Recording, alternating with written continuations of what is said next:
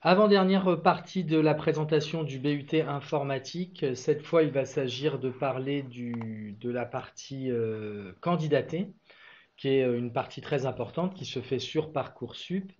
On voit qu'il y a deux sites, je le rappelle, deux sites pour faire un BUT informatique au sein de l'IUT Lyon 1, un site à Bourg-en-Bresse avec 80 places qui fait une présentation séparée, et puis un site à Villeurbanne-d'Oie que nous sommes en train de vous présenter, 130 places en première année, moitié provenant de bacs généraux, moitié provenant de bacs technologiques.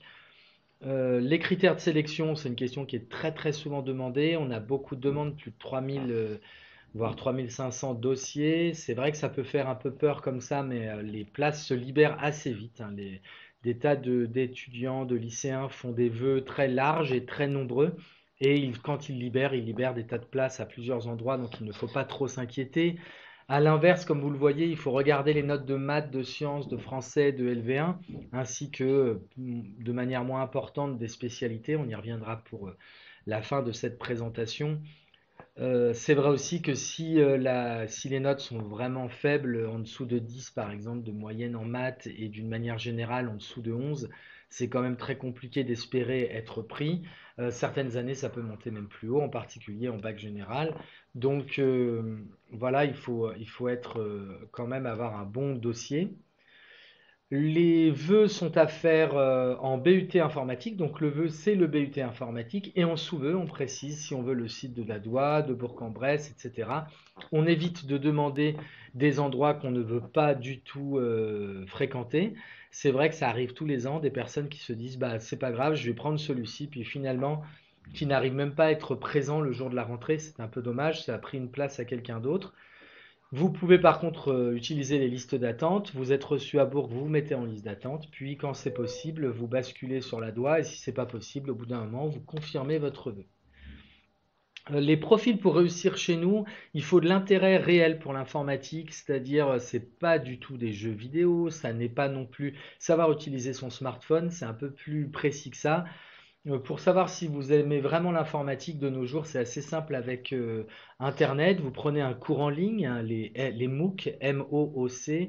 Vous faites une formation sur un sujet qui vous intéresse, les bases de données, ça peut être de la programmation, ça peut être découvrir un langage.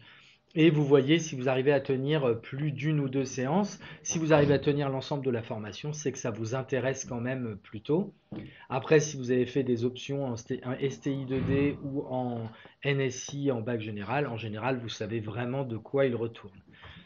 Ce qui fait que réussir les étudiants, c'est leur capacité de travail. Certains étudiants nous disent j'ai franchi le lycée sans avoir à ouvrir le moindre cours et j'ai réussi. Alors moi je dis bravo, c'est étonnant mais bravo. Mais ici ça ne suffira pas. Voilà, ça veut dire qu'on a des taux de réussite qui peuvent être assez bas pour des étudiants qui ne travaillaient pas avant et qui sont tout à fait corrects pour des étudiants qui ont une bonne capacité de travail. Un point sur les filles sont sûrement, nous sommes sûrement un des départements les moins pourvus de filles, c'est-à-dire qu'on a moins de 20%, parfois même moins de 10% de filles certaines années. Et c'est vrai que ça ne s'explique pas. Pourquoi les filles ne s'intéressent pas vraiment à l'informatique, alors elles ne s'intéressent pas, ou elles sont pas attirées, ou elles sont repoussées, c'est assez difficile. C'est en lien avec la question suivante et la fameuse image du geek un peu spécialisé qui va rester devant son ordinateur. Ce geek, ça n'a pas grand-chose à voir avec la réalité du travail de développeur et même des différents métiers, parce que je cite le métier de développeur, mais ma collègue vous a montré dans les autres diapos qu'il existe énormément de métiers différents dans l'informatique. Et donc, cette idée que quand on est un geek devant son ordinateur, bah, c'est comme ça qu'on réussit dans l'informatique, c'est pas vraiment vrai chez nous. Comme vous l'avez vu, il y a beaucoup de cours généraux, des cours de communication, d'économie et de maths, etc. Ça fait que ça ne réussit pas justement à ce genre de public. Si on regarde en Asie, par exemple, le nombre de filles est équivalent au nombre de garçons. Donc c'est vraiment quelque chose d'assez culturel et qui n'a aucune raison de continuer. Voilà, nous essayons de lutter contre ça.